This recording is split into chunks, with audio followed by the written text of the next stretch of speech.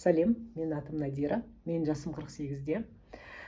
Мен бүгін эфирда менопауза жайлы айтқым келеді. Өйткені менде менопаузаға кіруге дайындалып жатырмын. Қазақстанда 40-тан асқан 1,3 миллион қыз-келіншектер менопаузаға кіріп жатыр, бірақ өте көбіміз бізде бұл жайлы мағлұматымыз жоқ, үйренбегенбіз, оқымағанбыз, не болмаса бұның не екенін білмейміз, гинекологтармен сөйлесіп мағлұмат алмаймыз, Google'дан іздемейміз.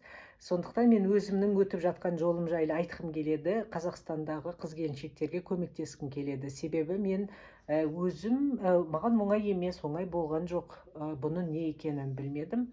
40 жастан бастап шамамен әйелде менопаузаға дайындық жүреді.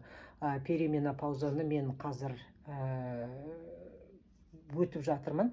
Соны жай жұмыртқа, мына алдымда тұрған жұмыртқаны көріп тұрсыз, осы жұмыртқаның мысалымен түсіндіріп өткім келеді.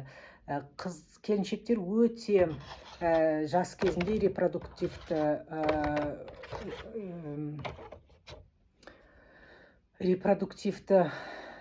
пик дейді ғой, репродуктивный пик, сол жоғары болып тұрған кезде қыз-келіншектердің жұмыртқалары өте көп.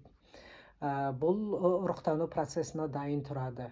Енді уақыт келе осы жұмыртқалардың функциясы азайып, не болмаса мынау сияқты жарық, сынып қалған ұрықтар болады, не болмаса репродуктивді қызметі жоқ, не болмаса белсенділігі төмен жұмыртқалар қалады.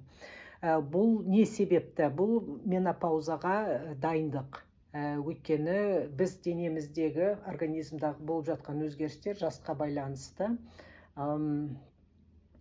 репродуктивтік органдардың жұмысы бәсеңдейді. Ол неге? Өйткені біздің гормондарымыз дисбалансқа түседі. Гормондарымыз дисбалансқа түскен кезде мен қазір репродуктивный гормондардың, эстроген мен прогестеронның жұмыстарының өзгеруіне байланысты. Бірі төмендеп кетеді, не болмаса бірі жоғары көтеріліп кетеді. Көбіне енді эстроген өте төмен түскен кезде бізде ұйқышылдық, ештеңеге зауқымыз жоқ, тамақ жей бергіміз келеді, ештеңе істегіміз келмейді, түнде ұйқы жоқ, күндіз үнемі шаршап жүреміз, барлығына ашуымыз келеді, ашу шаңшақ боламыз. Бұның барлығы экстрагендік гормондардың өзгеруіне байланысты. Мен өзім сол симптомдардың барлығын көріп жатырмын.